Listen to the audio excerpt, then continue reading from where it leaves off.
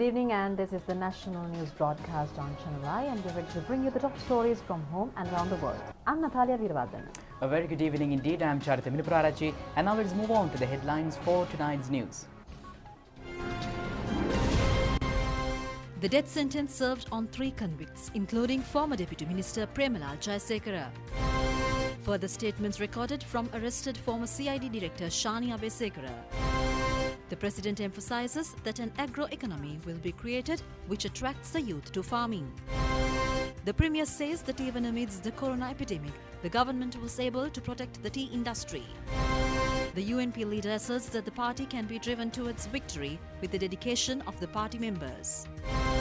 Irregularities revealed at institutions under the Ministry of Urban Development, Water Supply and Housing Facilities. A drug smuggler arrested with 25 kilos of heroin. Japan ruling party committee approves proposals on acquiring strike capability to counter ballistic missile attacks. On to those and other stories in detail now, and starting off with local stories. The Ratnapura High Court today served the death sentence on 3 convicts, including former Deputy Minister Premalal Jayasekara. The case was filed against former Deputy Minister Premalal Jayasekara and the respondents in connection with the killing of the Kahawattu area by shooting during the 2015 presidential election. The other convicts to whom the death sentence was served were former Provincial Councillor Nilantha Jayakodi and the former chairman of the Kahawattu Pradeshiya Sabha. The Colombo Crimes Division arrested interdicted former CID Director SSP Shani Abesekara this morning. The police state that statements are being recorded from the arrested SSP. SSP Shani Abesekara has been arrested on suspicion into allegations of fabricating evidence pertaining to the case involving the arrest of former DIG Vas Gunawardena in connection with the assassination of businessman Mohammed Siam. Former DIG Vas Gunawardena and his spouse were arrested in connection with this incident in 2013. 6 T-56 weapons and other firearms were presented in court as court items, including that a cache of hidden weapons had been discovered in a garden in the Kalagedihena area.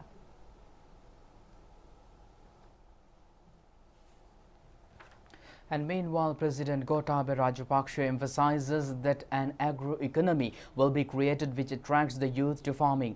The President says that his policy is to build an agro-economy that can produce a quality harvest with the use of high technological methods. The President expressed these views joining in several rallies organized in the Monragala district today to support the election campaigns of candidates contesting under the Sri Lanka Podujana Peramuna.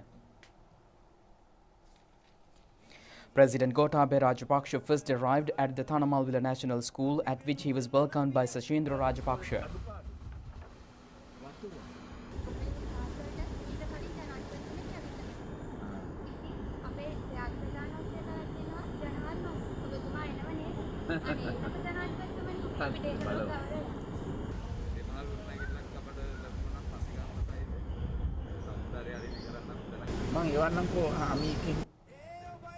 Thereafter, the President participated in a rally organized at the Thanamalwila public grounds to support the campaign of Sri Lanka Podujana Peramuna candidate Jagath Pushpakumara.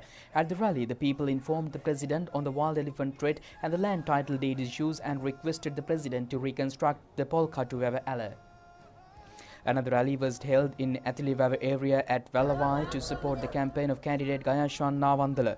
At the rally, the President of the area informed the President that the lack of storage space at the Savanagala sugar factory, issues pertaining to land title deeds, shortcoming at the Athiliwava secondary school and issues in the electricity supply of the area. Meanwhile, the President participated in several rallies organized to support the campaigns of candidates contesting under the Sri Lanka Podujana Peramuna from the Gampaha district yesterday. The rally organized to support the campaign of candidate Nimal Lansa was held at the Vallampitia grounds in Negombo.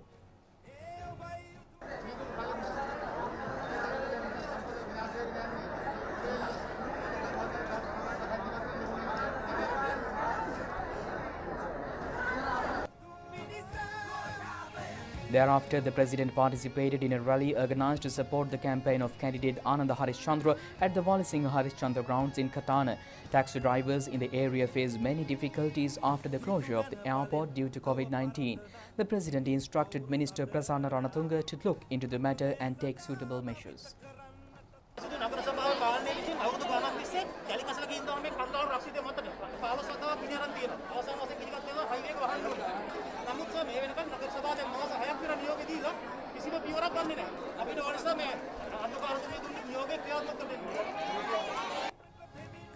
The rally was organised to support the campaign of candidate Nalaka Godaheva was held in the Gampaha town. At the rally, the participating crowd requested the president to make existing laws against child abuse stringent. Thereafter, the president joined in a rally organised at the Gampaha Urban Council Vehicle Park to support the election campaign of candidate Lakshman Gunawardena.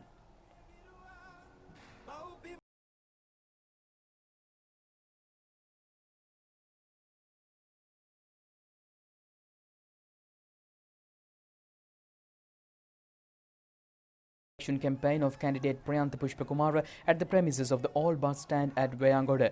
At the rally, candidate Priyantha Pushpakumara submitted the Vayangoda urban development plan to the president. A rally was organised at the Varana Rajapaksa at Attanagala to support the campaign of candidate Upul Mahendra.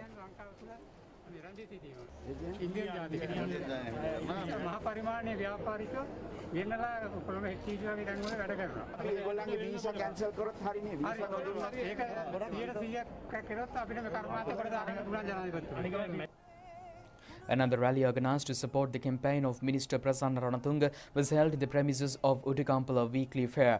At the rally, the president was briefed about the waste recycling machine designed by individual Vikum Sampath Tibulgasena. දැන් පහුගිය කාලේ අවුරුදු දෙකමාරක් විතර පහ වුණානේ. අපි ඒක අඩු කරන්න කතා කරගෙන කියනවා. තේන UGC එකත් එක්ක මම කතා කරා. අපි එක්සෑම් මේ වෙලාවට පවත්වන්න ඇති දේවල් තියෙනවා. බලවල ගැටලු තියෙනවා. දැන් අවුරුදු ගානක් වෙනවා ඒ විදිහවල. ඒකත් කතා කරා පහුගිය අවුරුදු ගානම විභාග ප්‍රතිඵල දීලවත් නෑ. ඒක බද්දලම තෝ වැඩිුණා. යුනිවර්සිටි එකද? Open university. කැනඩියන් විශ්වවිද්‍යාලය. ආයුර්වේද ශාස්ත්‍රීය වෛද්‍ය ශිෂ්‍ය 1985 ඉඳලා අපේ තිබුණු ගමක 2017 මවත්තල දාලා තියෙනවා. ඒ පාඨමාලාව කරපු කොහොම මේ වෛද්‍ය ශිෂ්‍යෝ විශාල සංඛ්‍යාවක් ඒ අවුරුදු 5ක් තිස්සේ සියලුම ශිෂ්‍යෝ ලොකු අපහසුතාවයට පත් වෙලා තියෙනවා. වික්‍රමාරච්චි ආයුර්වේදික විශ්වවිද්‍යාලය බවට පත් කරන්න කැබිනට් එකට පේපර් එක දැම්මා. ඒකෙම ප්‍රධාන දේ තමයි පාරම්පරික වෛද්‍යවරුන්ගේ දරුවන්ට අවස්ථාවක් දෙන්න කියලාම කියලා තිබ්බා. බටහිර තත්ත්වයට නැතු සොයිතිය දා කැබිනට් එක කරන්නේ. අලුතෙන් දැන් ඉගෙන ගන්න අය ඒක නැති කරලා සර්. ඒක ලිඛිතව දෙන්න බලන්න අපි බලන්න sir. Thereafter, President Gotabaya Rajapaksa joined in a rally held at the Kirunadevela Public Vehicle Park to support the campaign of candidate Milan Jayatilaka. Responding to a request made by a group of students, the President stated that a school bus service will be introduced between Kirunadevela and the Defence Academy in Colombo. A rally was organised in the Dekatana area to promote the election campaign of candidate Vernon Gunaratne. Contestant Vernon Gunaratne presented the president the booklet titled Dompe Abhimane, the Pride of Dompe, and the final portion of seeds distributed under the program to create 100,000 home gardens. Leader of the Sri Lanka Podujana Peramuna, Prime Minister Mahinda Rajapaksa says that even amidst the corona epidemic, the government was able to carry forward the tea industry without letting the sector collapse. The Premier expressed these views at a rally held at the premises of the Kalawana bus stand this morning. The rally was attended by candidates contesting under the Sri Lanka Podujana Peramuna at the general election.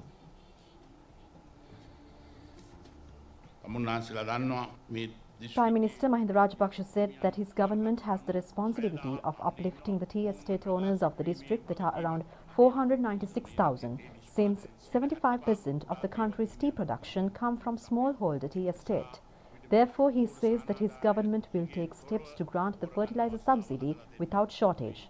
The Premier stated that it was possible to make sure that tea cultivations did not suffer a setback when not only the country but the whole world was struck by the coronavirus. He further stated that his party will regard it as a responsibility to resolve issues such as the drop in prices of tea leaves, issues faced due to changes in the weather such as the drop in tea leaves production due to the drought, shortage of fertilizer, unstable tea prices that depend on the market condition and the absence of specific price for tea.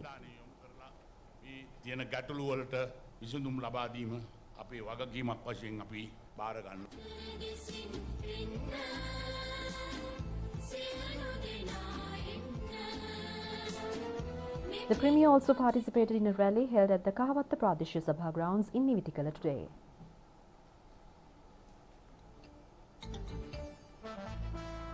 Thereafter, the Premier attended a rally organised in the Palmadulla area.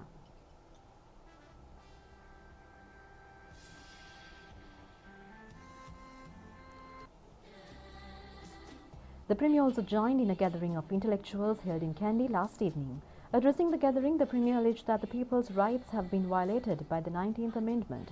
The Premier requested the voters to elect to Parliament educated, intelligent and experienced politicians and also youth politicians who can work for the people. And the leader of the United National Party, Ranil Wickremesinghe, states that the UNP can be driven towards a victory with the dedication of the party members. He expressed these sentiments joining in a rally organised to ensure the victory of candidates contesting under the United National Party from the Colombo district. Leader of the United National Party, Ranil Wickremesinghe, said that there is no possibility for any member to hold membership in both political parties. Therefore, descendants of the party WHO who came at the UNP members are making a false claim. UNP leader Wickremesinghe asserted the UNP will go solo and secure power. They reminded party that as true UNP members, all party members are duty bound to work for the victory of the party, and the responsibility especially lies within the people representatives, which are those represented in the provincial councils and local government bodies. The UNP leader noted that although a breakaway faction defected from the party, the United National Party did not collapse. National organizer of the Sri Lanka Podujana Peramuna, Basil Rajapaksa, says that the third stage of the granting of 5,000 rupee allowance for families affected by the corona epidemic will be implemented after the general election. He expressed these views joining in a rally held in Jayala to promote the campaigns of candidates contesting under the Sri Lanka Podujana Peramuna from the Gampaha district. The rally was organised by Jayala organizer of the Sri Lanka Podujana Peramuna, Meril Pereira. National organizer of the Sri Lanka Podujana Peramuna, Basil Rajapaksa, said that there are around 5.9 million families in the country. However, the government was able to grant the 5,000 rupee allowance to 7 million. He further stated that the President specially advised that the 5,000 rupee allowance be granted to all persons in need in the country. He also stated that the President has already instructed the relevant officials to commence the third stage of granting the 5,000 rupee allowance after the 5th of August. And the leader of the Samaki Janabalawege, Sajith Premadasa, states that under a government led by him, a people-centric economy will be created. The leader of the Samaki Janabalawege expressed these views addressing a rally organised at the Saranankar grounds at Dehiwala to ensure the victory of candidate contesting under the Samaki Janabalawege. The rally was attended by a large number of SJB candidates contesting from the Colombo district. Addressing the rally, leader of the Samaki Janabalawege, former parliamentarian Sajith Premadasa, pledged that the 20,000 rupee monthly allowance will be definitely be granted to every destitute family until the economy of the country is restored. He stated that the people-centric economy will be formed by enhancing the levels of savings, investments and consumption in the economy. Former MP Sajith Premadasa questioned as to whether there is no solution to grievances of the people, and stated that who are contesting under the telephone symbol are prepared to form a human government under the understanding the grievances of the people and provide redress. He called on the voters to support Samaki Janabalawege at the forthcoming parliamentary election.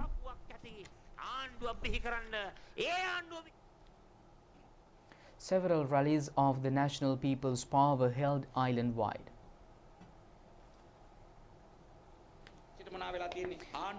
National People's Power candidate Samantha Vidyaratna said that the United National Party is contesting in two groups, as UNP leader Ranil Wickremesinghe and SJB leader Sajith Premadasa are involved in a leadership tussle. The National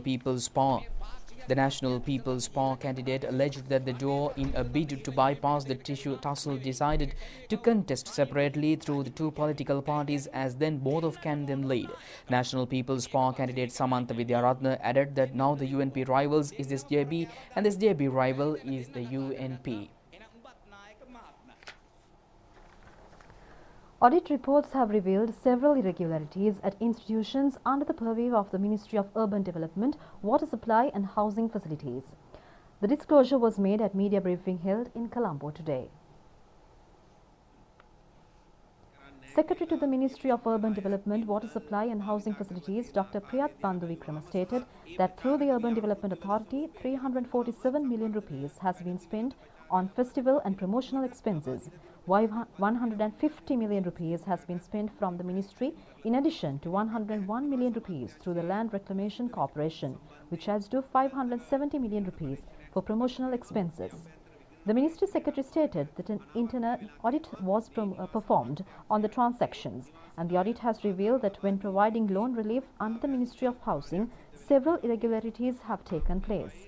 He explained that in certain instances, housing loans have been granted for individuals to settle already obtained housing loans. He noted that houses have been constructed in irregular locations, whilst it has been disclosed that information cannot be traced pertaining to the beneficiaries of certain housing projects. Therefore, the Ministry Secretary pointed out that a large-scale misappropriation of funds has taken place, and therefore they hope to take legal action in this regard. And there are just 5 more days remaining for the general election. As the election fever makes its way into the contest, various performances of singing and dancing are also seen on the election platforms these days. මිතුරන් පිලි ගන්ට එපා නංගියේ නොඹිනාකම් උරුවෙන්ට එපා බෝගම්බර සිපිරි ගෙදරට එන්ට එපා හතුරෙකුටවත් මට වන්දුක වෙන්ට එපා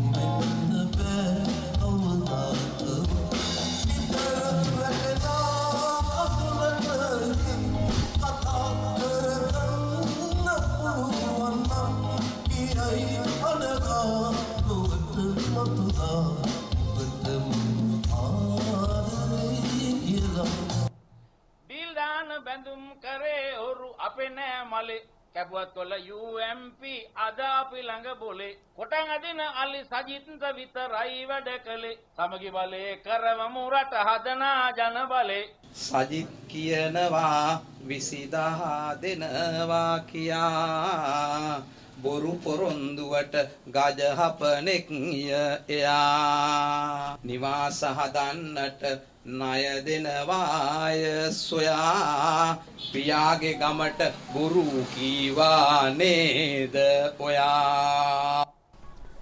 The police special task force has seized 25 kilos of heroin from a resident in the Pradiyavatta area in Vellampitiya. The police state that one suspect was arrested. The Organised Crimes Prevention Division of the Police Special Task Force conducted the raid upon a tip-off received by the Army Intelligence Unit. A locally manufactured firearm which uses 9mm bullets was also discovered with the whole of heroin. The arrestee is reportedly a resident of Slave Island, aged 25.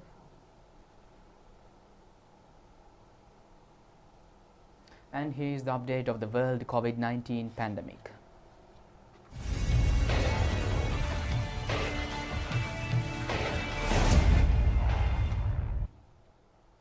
And the spikes in novel coronavirus infections in Asia have dispelled any notion of the region may be over the worst, with Australia and India reporting record daily infections on Thursday, Vietnam preparing to test thousands, and North Korea urging vigilance.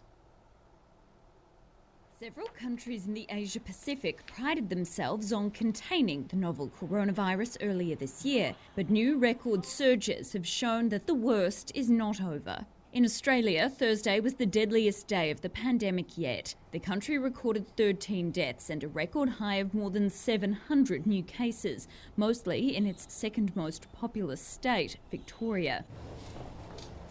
Authorities there have now ordered all residents in the state to wear masks. Prime Minister Scott Morrison defended a possible new array of lockdown measures on Thursday. We have now been in this lockdown now for some weeks, and we are not getting the results we would hope for. And as a result, the further measures that are taken are certainly necessary. They will come at an impact to the economy, and we understand that. But equally, not containing these outbreaks will have that effect also. And so it's important that we continue to work together to get on top of this and to take whatever actions are necessary. With just over 900 active COVID-19 cases linked to Victorian aged care homes, the federal government has sent 1,400 military personnel and 5 emergency teams to Melbourne to support those caring for the elderly, including with contact tracing. Vietnam, which was virus-free for months, this week reported a sudden outbreak that had spread to 6 cities and provinces in just 6 days. Thousands had flocked to the coastal city of Da Nang to take advantage of cut-rate travel deals. Now the government has suspended all flights there after the virus resurfaced. At least 9 cases have been linked to the city. 81,000 people are now in quarantine, and on Thursday the government sent a text message to all of the country's mobile phones urging those who visited Da Nang to report to disease control centres. Even isolated North Korea is on alert. Weeks ago, a defector suspected of having the virus illegally crossed the highly fortified border back over from South Korea. It's prompted strict quarantine and screening measures at the border, but so far, North Korea says it has no domestic cases. Brazilian President Jair Bolsonaro said he was taking antibiotics for an infection that left him feeling weak, chuckling in an online video about mold in his lungs, and having spent weeks in isolation with coronavirus. Estou curado do Covid. Brazilian President Jair Bolsonaro said he has mold in his lungs on Thursday, weeks after he'd tested positive for COVID-19. Bolsonaro chuckled about the new infection in a live stream. I just had a blood test. I was a little weak yesterday. I have a bit of an infection and I'm on antibiotics now. After 20 days indoors, I have other problems. I have mold in my lungs. Bolsonaro spent nearly 3 weeks isolated in his presidential residence after revealing he had the coronavirus. Then, last Saturday, he tested negative. The right-wing leader has been criticised for minimising the severity of the disease and doing little to curb its spread in Brazil. And just days after he tested negative for the virus, he was seen taking off his mask in public. On Thursday, more bad news. His wife Michelle tested positive for the virus, and it was revealed a 5th minister of his cabinet was diagnosed as well. Despite the surge in infections among those closest to him, Bolsonaro says he will go ahead with a visit to Rio Grande do Sul, Brazil's southernmost state, on Friday. And from Brazil to USA, the US economy suffered its biggest blow since the Great Depression in the second quarter as the COVID-19 pandemic shuttered consumer and business spending, and a nascent recovery in under threat form a resurgence in new cases of coronavirus. The worst economic collapse since the Great Depression. That's what happened to the U.S. economy in the April to June quarter, according to government data released on Thursday. GDP, the broadest measure of economic activity, shrank 32.9% in the second quarter in the biggest economic dive since the government started keeping records in 1947. That was more than triple the previous all-time decline of 10% seen back in 1958. Much of that weakness came in April when the economy grounded to a halt with stay-at-home orders forcing the closure of restaurants, bars, factories, and many other businesses. Since then, many states have tried to reopen with varying degrees of success. New coronavirus cases have spiked in many of those early states, forcing them to scale back those efforts. Federal Reserve Chairman Jerome Powell warned this week that early signs of a bounce back are now at risk as the virus persists. As we have emphasized throughout the pandemic, the path forward for the economy is extraordinarily uncertain and will depend in large part on our success in keeping the virus in check. Thursday's devastating report comes as Congress and the White House face a Friday deadline when an extra $600 a week jobless benefit is due to run out. Economists point to the record aid that's already come out of Washington as a major reason why the economy has started to stabilize after the record drop in the spring.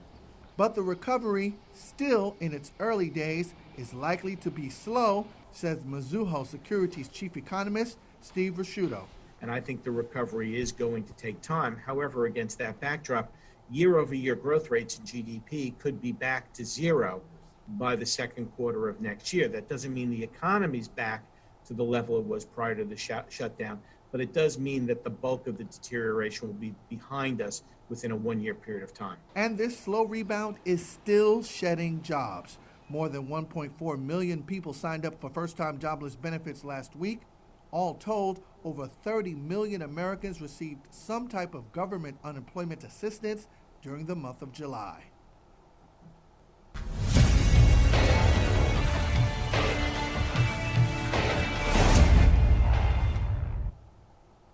And now on the pandemic from home. The number of fully recovered COVID-19 patients in the country currently stands at 2,391. This is a percentage of 84.96%.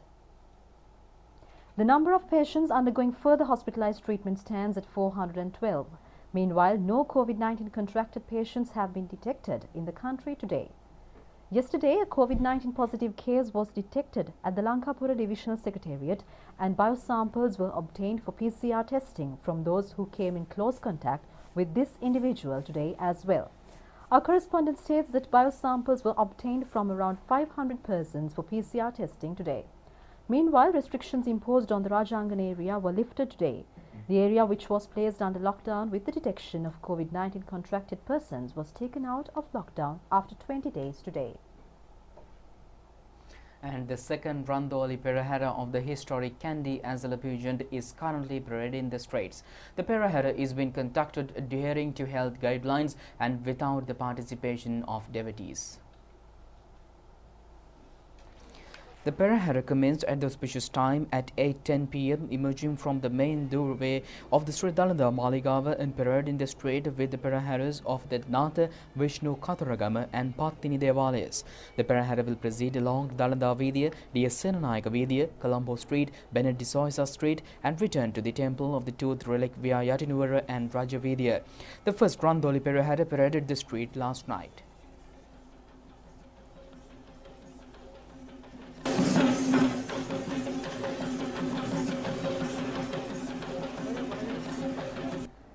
Meanwhile, the customary tradition of Adivasis offering trees honey to the sacred tooth relic took place last evening with the participation of Devadini Nilame Dilangadala.